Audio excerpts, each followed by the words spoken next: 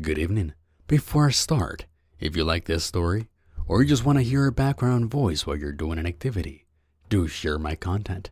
It helps me grow a little bit faster, and will make sure I can enslave myself here to provide you with even better quality. Do enjoy. It's hard to imagine what it's like to lose someone you love before it happens. Of course, I've seen it 100 times in the movies. Dramatic affairs for the most part, with lots of screaming, crying, and carrying on. The shock, the disbelief, the unconstrained rage, all lashing out at the world for the most ordinary and predictable thing in it. It wasn't like that after Dad disappeared though. He was simply there one day, and gone the next, leaving behind nothing but a penetrating dull ache. Weeks of police investigation turned up nothing. It wasn't an act of cruelty which made the world steal him away. It was merely universal indifference. His life was short, his death random, and meaningless. And there was nothing left but for the rest of us to carry on. I got the phone call from Mom late at night in my studio apartment. Dad was presumed dead, and the police had officially closed their investigation. I stayed quiet and listened to her all the way through, even though there was nothing left to say after the first line. I thanked her politely for letting me know, and then I hung up. After that, I stared at the wall for about an hour, not really thinking of anything, just observing idle thoughts as they passed in one side and out the other. I lived in a different state, and haven't seen him in a couple months. Eventually, I decided that waking up tomorrow wasn't going to be any different than any other day when he was still puttering around the kitchen table 1,000 miles away. But I was wrong. I lived alone for years, but my apartment had never felt so empty. I had to keep the TV on all the time, just so I wouldn't have to hear the soft gurgle of blood in my veins, or listen to the dull monotony of my own breathing. I don't know how I never noticed those sounds before, but they were starting to drive me crazy now. I guess I couldn't stop thinking about how fragile my own mortality was, and how pointless my life would have been if it were all to end. That's why I got a dog, half husky, half coyote, about 6 months old. I picked her up from some shelter where some cowboy was dropping her off. The dog was growling and snarling at him, but she calmed down the instant he left. I figured she must have been abused or something, but she seemed so sweet to everyone else that I decided to take her home with me. A few days later, I got the call that Dad wasn't dead. About a month after he disappeared, he'd just shown up again. Mom said he just walked in one day and sat down at the breakfast table like nothing had happened. She couldn't get a word out of him about where he'd been, but she was so happy to have him back, she didn't even press. He wouldn't tell me anything either, just grunted something about needing to clear his head. It seemed like a miracle to me too, but I guess I already spent so much time fixating on death that nothing much changed for me. I kept the dog anyway and named her Snoots, and from the very first time I called her that, her ears pressed flat with excitement and started wagging up a storm. She was really skittish at first, but she hated being alone and would follow me from room to room, even sitting between my legs when I sat on the toilet. Snoots was absolutely perfect for me. Her constant attention made me feel like I mattered again. Maybe my life didn't matter in an existential sort of way, and maybe my death wouldn't mean anything on a cosmic scale, but it would mean the world to her. I was warned it might be hard to train her because of her coyote blood, but she learned everything almost immediately. She was so shy that she tried to walk between my legs when a stranger was nearby, but it felt so good knowing she trusted me. She did have one bad habit though, unpredictably going off. The first time was a couple of months after I got her.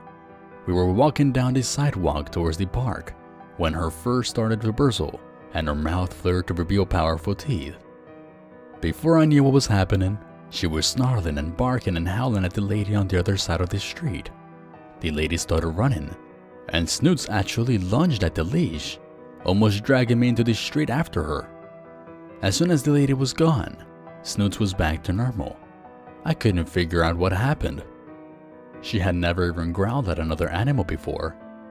The lady didn't even have a dog with her, and she wasn't carrying food or anything. She hadn't made the least threatening move. It was so random that I just forgot about it. But that wasn't the only time. The next time it happened, she jumped up from the couch and started snarling at the door.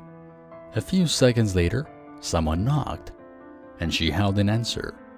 I looked through the peephole, but it was only the pizza guy. I had to drag Snoots into the bathroom and locked her in there until he left before she would calm down. That behavior happened so rarely that I couldn't figure out how to predict or prevent it. I couldn't just keep her isolated, and it was pointless to take her to training when she was usually the sweetest thing in the world. I was terrified that she would randomly attack someone and would be taken away from me though. I kept our daytime walks short after that, only going out early in the morning or late at night when there weren't so many people around. Another few months went by, and I thought her feral side had finally been tamed when it happened again. It was after 9 p.m., and we were doing a last walk through the park before it closed. I was talking to my mom and dad on the phone, and wasn't really paying attention to Snoot snuffing along behind. My first warning was when the leash snapped violently taut, ripping the phone from my hand. I automatically dove to catch my phone. Snoots was dragging so hard she managed to break the leash free from my grasp. I couldn't stop her from charging headlong into the darkness. A good old snarl rising in her throat, I chased after her, shouting her name, screaming a warning for whoever was out there. But by the time I caught up with her, Snoots was already on top of someone. She had his hand in her mouth, savagely thrashing back and forth like she was trying to rip it off. The guy was trying to push her back, but Snoots kept lunging in at him whenever she lost her grip. By the time I caught up with him, she had her teeth around his neck, ferociously shaking like wild animals do when they're looking for a quick kill. I got a hold of the leash and pulled so hard Snoots practically did a backflip. The guy was on his feet now, swaying unsteadily. I started to apologize, but the words died in my mouth. His hand was a bloody pulp, severed digits scattered on the ground. The wounds on his neck were even more brutal. A whole sheet of skin was peeled back, hanging in ragged tatters along his shoulder. Part of his spine had ruptured straight through the side where it had been unmistakably broken. Exposed sinew glistened with blood as he slowly worked his neck in a long circle, like someone luxuriously stretching after a long nap. I don't even know how he was still conscious. I wanted to go back for my phone to call for help, but it took all my strength just to keep Snoots from diving back in to finish her prey. The man started fumbling at the ruined tatters of his neck, not taking his eyes off of me. I braced myself, half expecting him to attack us right back in retaliation. He was too focused on his own injuries though. I was strapped in place holding Snoots back, helpless to turn away from what happened next. He grabbed the hanging folds of his skin with his good hand and started to peel it down the remainder of his neck. Then he reached around his back and started to peel it there too. The whole mess of flesh flopping away like a diver getting out of a wetsuit. I watched, transfixed but mortified as he slid out of the rest of his skin and clothing to leave them both in a soggy pile at his feet. It wasn't exactly muscle underneath. It was more like a second skin, pale gray and slick with blood, but it was fitted so closely to the structures underneath that it mirrored the muscle striations and fibers. I didn't have long to stare though. He was running as soon as he was free, leaving behind the whole wet mess he shed on the ground. I ran home with Snooze as fast as I could. I didn't even go back for the discarded phone.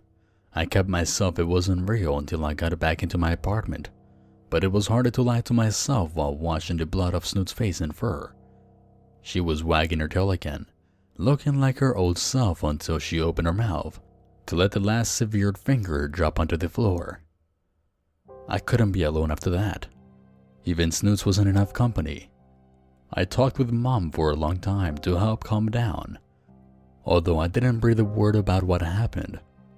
She sensed that I was rattled though, and she convinced me to come back home and visit home for a while. I kept Snoots with me, more afraid of the thing that discarded its skin than how she reacted to it. I have her locked in the car where I'm writing this now though.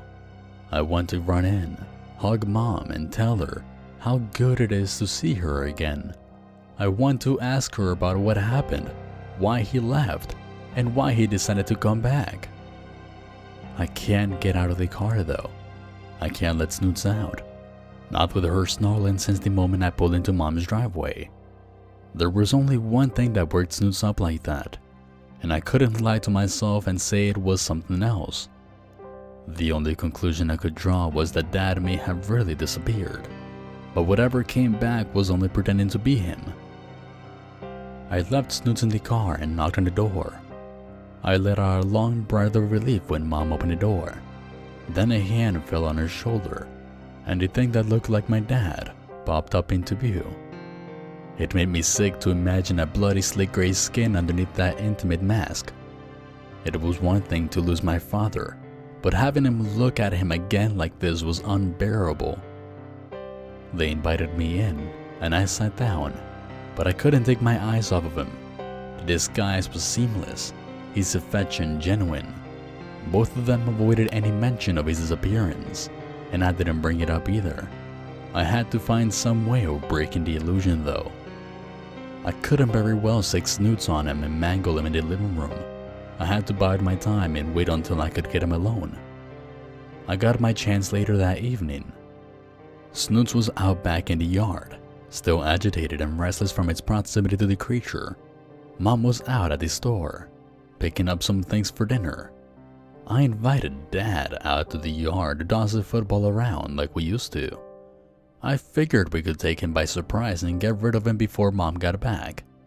She'd just think that he disappeared again, and if she could accept it once, then hopefully she could accept it again.